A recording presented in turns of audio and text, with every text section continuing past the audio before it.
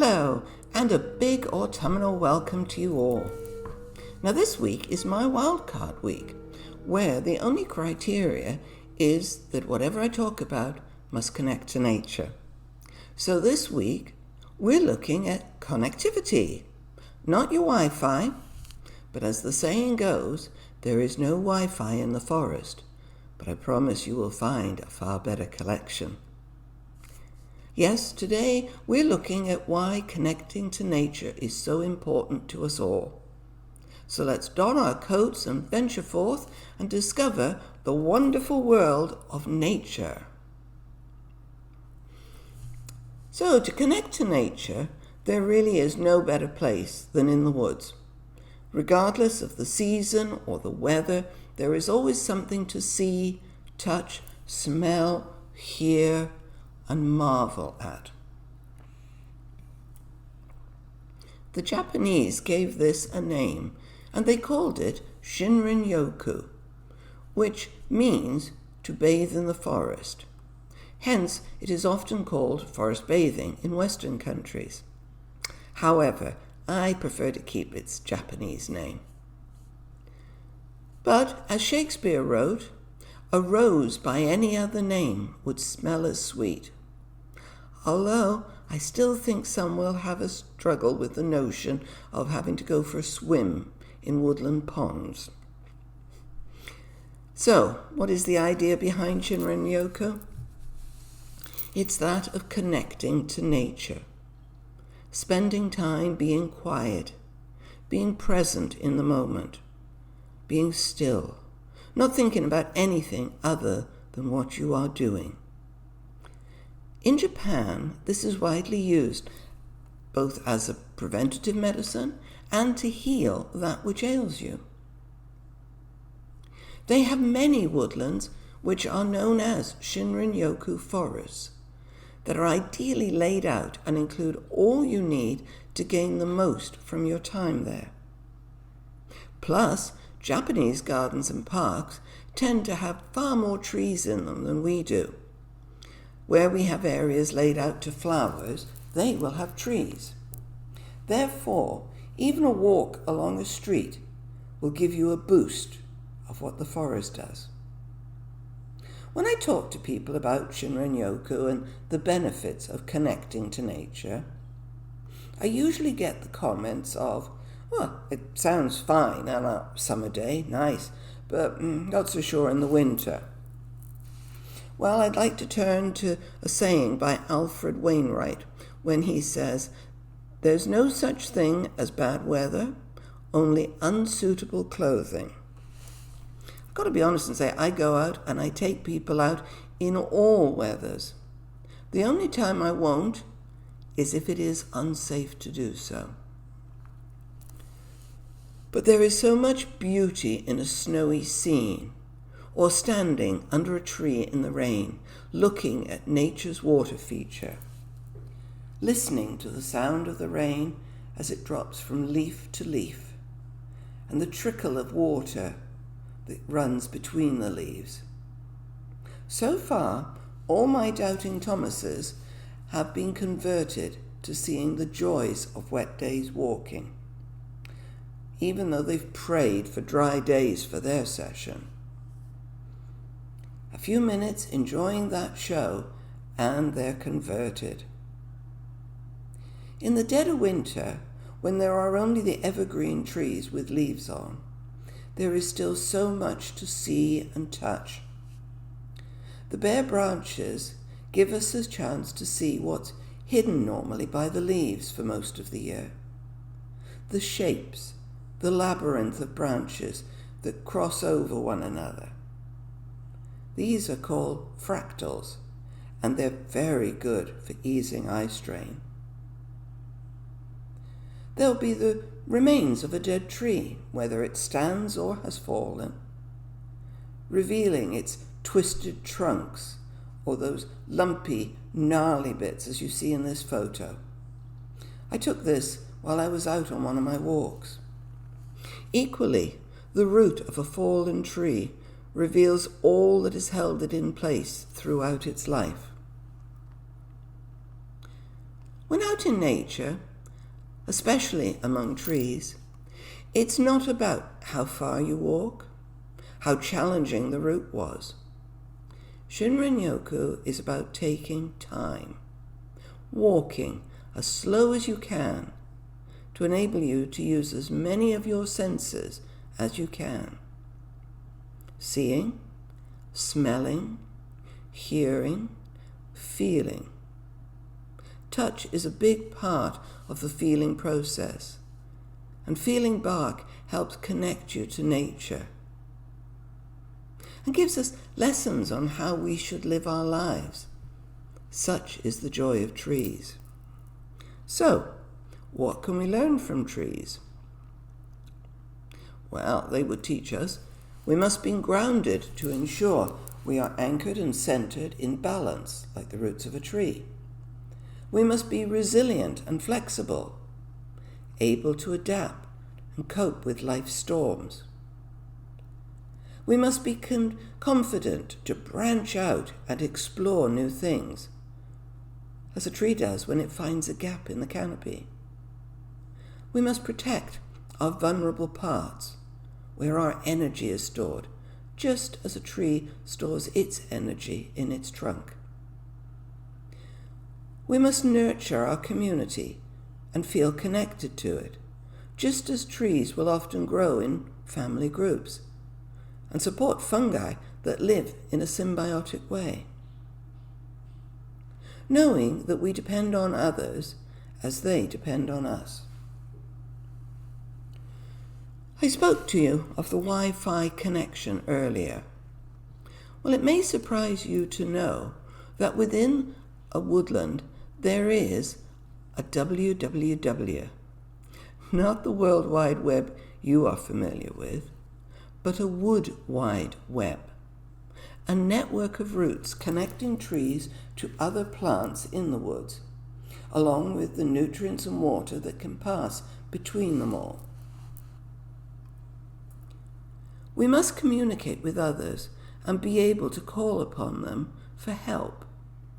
The trees do this via a chemical they release called phytoncides. This chemical is released by the tree to warn other trees of danger, as in the attack by insects. If you've ever walked in a piece of wood after some pine trees have been felled, you will notice the super strong smell of pine. This is the fallen trees screaming out to warn others. Autumn is one of my favorite seasons. I always think it's as if it's nature's last party before the austerity of winter. If the weather conditions are right, then many of the trees will display the vibrant colors of yellows and reds and oranges, as gradually the tree draws back in its sap and the leaves begin to die off, ready to drop off for the winter. This is what helps broad-leaved trees to save their energy. The other plant we'll see around trees in autumn is fungi, in their many different guises and with something for almost every season, with strange names like chicken of the wood, dead man's fingers. They give us something to marvel at. As winter's grip of cold, wet, and short hours of daylight, we are cheered by the first promise of spring, the season of hope, when clumps of snowdrops appear within the forest and on sheltered banks. Soon, other wildflowers will start to show themselves. In spring, when the buds that have waited all winter burst into vibrant colors to welcome the growing warmth and long days. Any time from the end of January to July, the bright yellow flowers of gorse give off their lemony scent as the blooms brighten our walk. At any time of year, there is nothing more lovely than coming upon a body of water, be it a lake, a pond, or a babbling brook. Water has the power to help us become relaxed, calm or energizing, depending on what the water's doing. Many people often say to me, what happens if you can't get out and walk in woodland? Then I would say, if you really can't, then walk streets where the houses have front gardens and borrow their view. Like this picture I took of trees with forsythia in flower, as seen over an ivy-clad stone wall. I'm sure the owners won't mind you admiring their garden.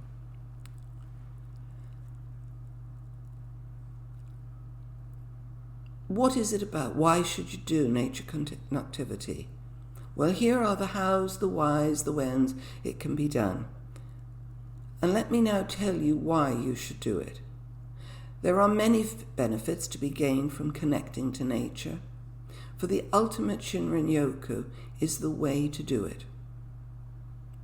With Shinrin-yoku and a good guide, you will get the most benefits, and these can include improving your mood, lowering your blood pressure and heart rate, lower your blood sugar levels and improve your health heart, reduce stress and anxiety, boost the immune system, improve cognitive function, increase clarity, concentration, memory, and focus, increase creativity and motivation. Those phytoncides are highly valuable in improving our health.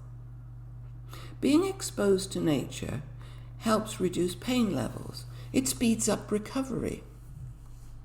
New studies are indicating that nature can even slow down the decline associated with dementia and potentially help with cancers. But it's early days yet with this research. Now, with all that you've read, does it not make you feel nature connectivity might be worth a look? Well, before you rush off, let me share a few points with you. You can teach yourself, but it's better to get a guide to teach you in the first place. Then you can go it alone. Not all guides are equal. I have always found a love of being among trees before I even knew what Shinrin-yoku was. I then began to study and I qualified to be a Shinrin-yoku guide, and I've taken so many people out on such walks. Sadly, I also have horror stories of some of the people who have claimed to be guides in this ancient practice. Unfortunately, they clearly did not have a clue, and as a result, their clients were put off. To that end, I've been involved in setting up a group called the Society for Nature Connectivity. I've developed a system that really works and holds true to the principles of Shinrin-yoku, which I plan to establish as a learning scheme that will lead to qualifications that actually mean something. I then want to encourage people, having completed the training and qualified, to join the group so that it becomes a benchmark like the kite symbol or the red tractor are in their fields. We all need to spend more time in nature, now more than ever, as our lives become more pressured and we have drifted further away from nature than we've ever been before. Just think about standing and watching a butterfly or a bee flitting about from flower to flower on a warm day. This is powerful medicine. Let me give you this final thought. If we were to adopt the concept of Shinrin-yoku in Britain, it would have a big impact by reducing the number of people visiting their GP or hospital, therefore shorter waiting times. For those in hospital, following an operation or an illness, they would heal quicker, require less pain medication. Hence, the long waiting list will be gone. Less time off work due to stress and its related illnesses. More creativity and productivity would mean more profits and therefore wages rise. Getting more people back in work reduces the debt for people off due to sickness. The biggest of all is there would be a happier, kinder people in the world, which would make it a nicer place to live. Also, nature would have a real value, which means we would all look after it. And we would want to undo the damage we have done to the climate through global warming. If you have ever thought, wouldn't it be wonderful if good health and happiness was as simple as a walk in the park? Well, I hope this blog has made you look a little different and perhaps give it a thought. Better still, give it a try. Enjoy your walk. Until next time, remember to tread softly upon this earth and join me next week for another look at nature.